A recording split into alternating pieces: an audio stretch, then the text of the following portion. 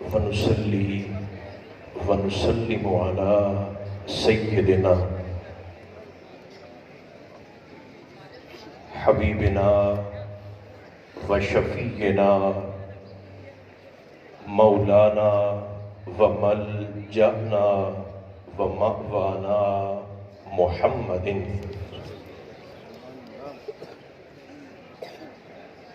रसूलिन नबिय्यिल करीमिल अमीनिल मकीनिल हनीनिर रऊफिर रहीम व अला आलिहि तय्यबीन अत्ताहिरीन व अला सहबिही अजमईन अम्मा बअद फ़अऊज़ु बिल्लाहि मिनश शैतानिर रजीम बिस्मिल्लाहिर रहमानिर रहीम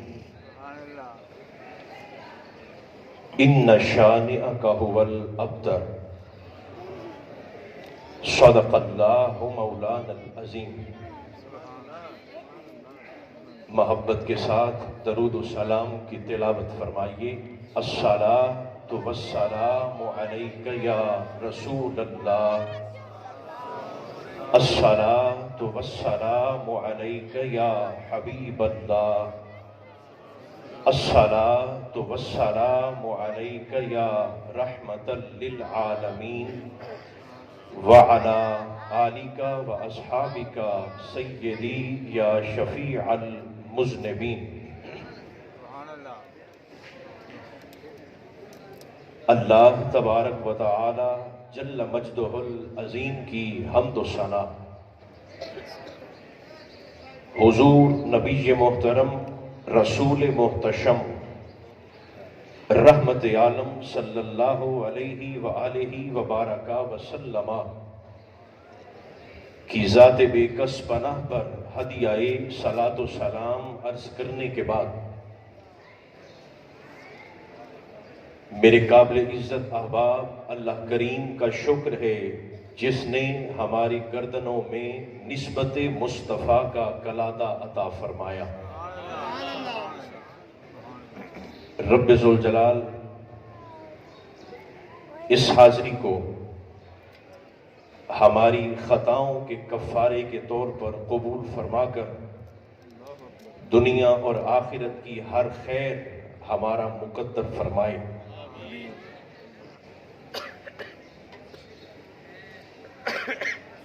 मुख्तसर सी नशिस्त में उस बीवी का जिक्र करना मकसूद है जिन्होंने 70 कदम के फासले से मैदान करबला में अपना खानदान कुर्बान होते अपनी नजरों से देखा है। मैं नाम न लूं फिर भी आपका सजदा तखय्युल उस बारगाह में अदा हो जाए। ये वो शख्सियत है कि अगर इमाम हुसैन अलैहिस्सलाम तिलावत भी कर रहे होते, फजाअत ज़ैनबल कुबरा और सैयदा तशरीफ ले आती, हुसैन कुरान समेत उठकर सैयदा ज़ैनब का इस्तिकबाल करते। एक है कुरान सामित खामोश कुरान और दूसरा है कुरान नातिक बोलता हुआ कुरान। मैं यूं न कह दूं जिस बीबी के आने पर दो दो कुरान उठ के खड़े हो जाएं उसे सैयदा ज़ैनब कहते हैं।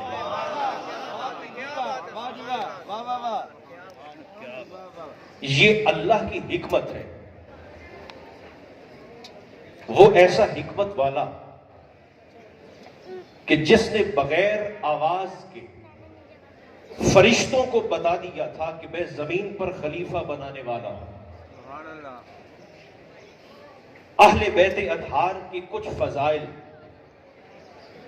साझे हैं और कुछ फजीलतें ऐसी हैं जो फर्दन फर्दन अल्लाह ने इन शख्सियात को अता फरमा रखी। यकीनन आपके इल्म में होगा कि ये अय्याम जो चल रहे हैं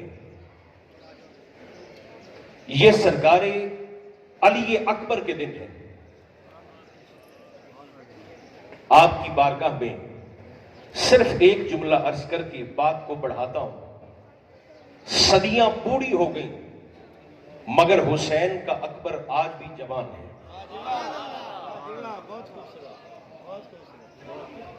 ये उसके वादे का असर है, ये वादा खुदा की तासीर है। जिन बदबख्तों के 18 बेटे थे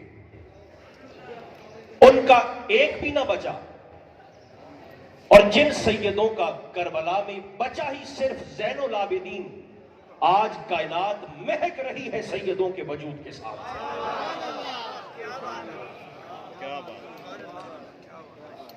इन नशानिया का हुवल अब्तर।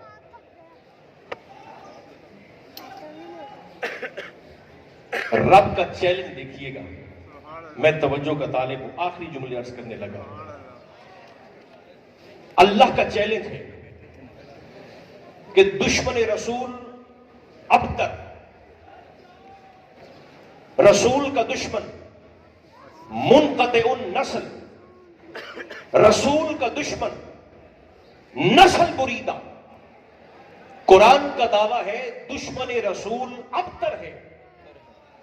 तारीख को देखा जाए तो पता चलता है लोगों ने मुस्तफा से दुश्मनी की भी इंतहा कर दी, मगर साहिबाने औलाद भी थे। कुरान का चैलेंज है दुश्मन रसूल अब्तर। इस बात को समझ लीजिए। तारीख कहती है लोग हुजूर के दुश्मन भी मगर साहिब औलाद भी। मैं मिसाल अर्ज कर देता हूं। उतबा रसूल का दुश्मन मगर साहिब औलाद।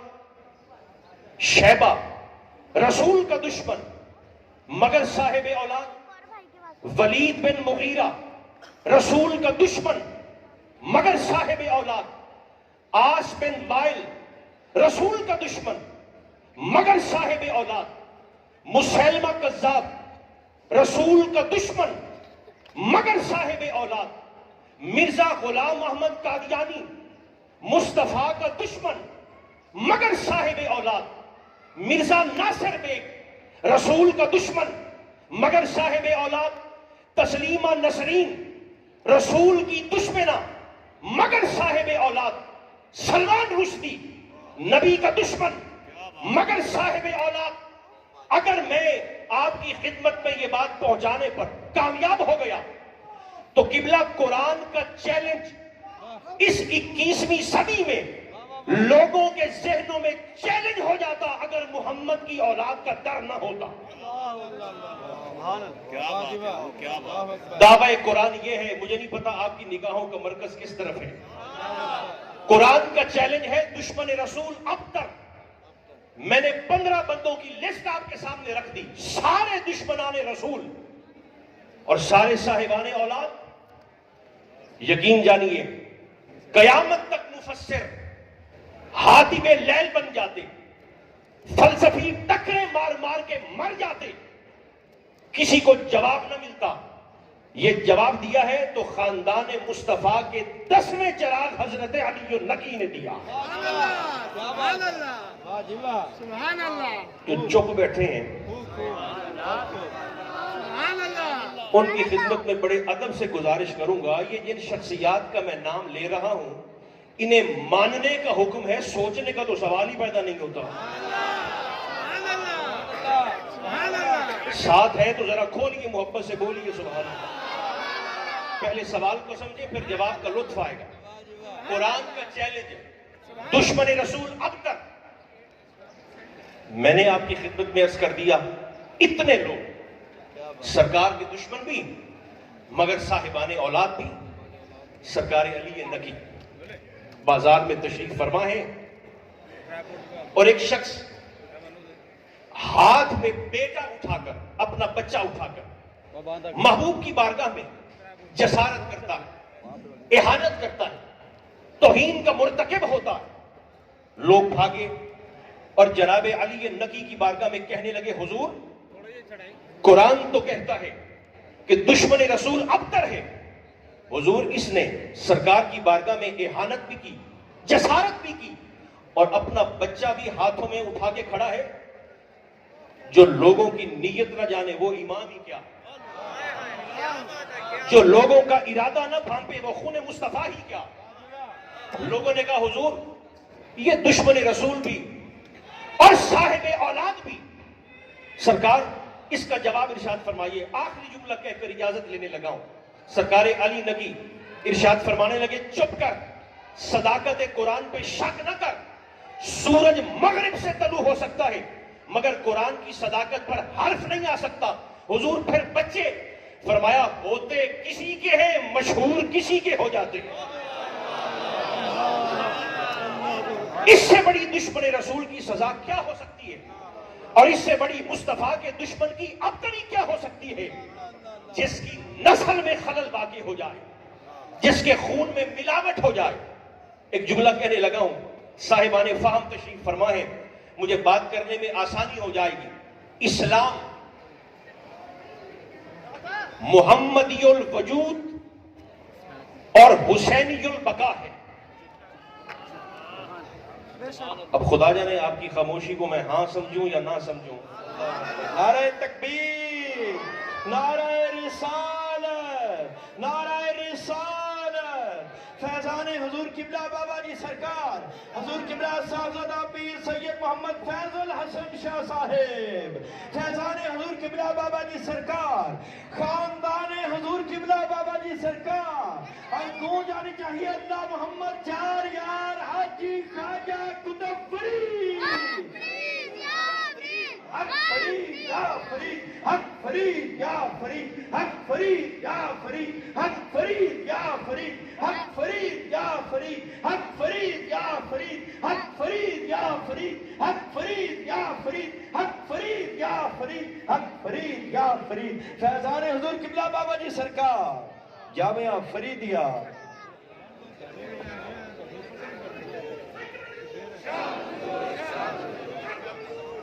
सैयदा को सलाम करके मैं मिंबर से इजाजत लेने लगा हूं।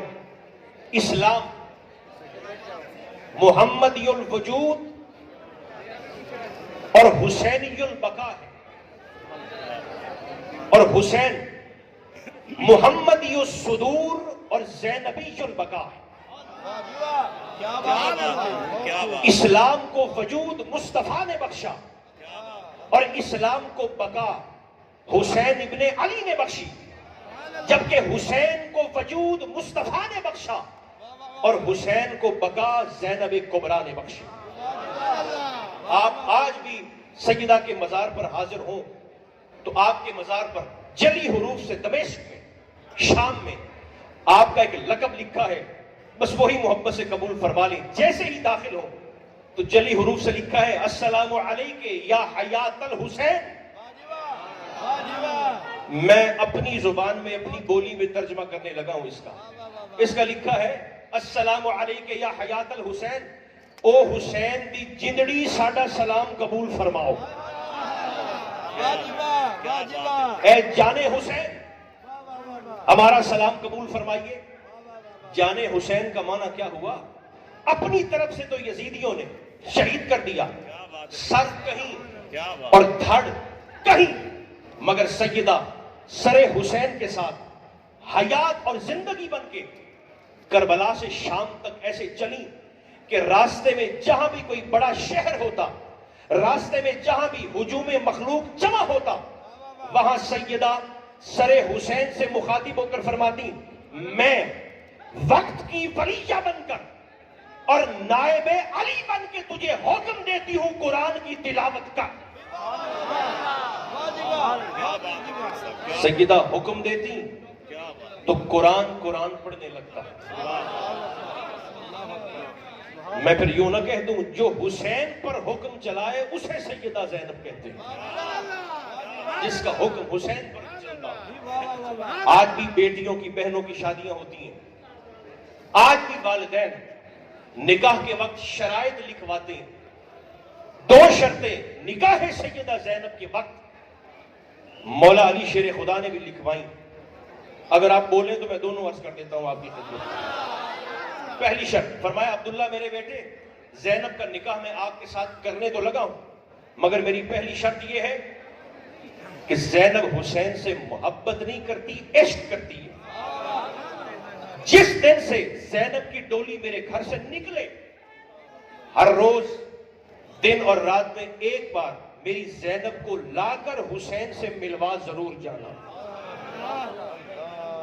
और दूसरी शर्त, अगर जिंदगी में कभी हुसैन सफर का इरादा करे और साथ मेरी ज़ैनब भी तैयारी कर ले, तो फरमाया मेरी ज़ैनब को हुसैन के साथ सफर पर जाने से मना न करना। इन दो शराइत पर सरकार मौला अली शेर खुदा ने अपनी शहजादी का निकाह सरकार अब्दुल्ला के साथ किया। ये आज हमारे फर्म, हमारे वकार, हमारी इज्जतें, यकीन जानिए ये करबला वालों का एहसान है। वो शख्स कम ज़र्फ है जो मोहसिन के एहसान को भूल जाए। जाते जाते एक शेर मुझे भी याद आ गया, मूड है तो मैं अर्ज कर देता हूं आपकी खिदमत में। बस आखिरी हकीकत सामने आए, कहानी लौट आती है। क्या बात है, क्या बात है, सुभान अल्लाह। जो करीब बैठे हैं ये कुर्बत का हक अदा करते हुए बोलते रहे साथ साथ। हकीकत सामने आए, कहानी लौट आती है। अगर जज्बे हुसैनी हो, रवानी लौट आती है। बताया है जमाने को हबीब इब्ने मज़ाहिर ने, अली का नाम लेते ही जवानी लौट आती है।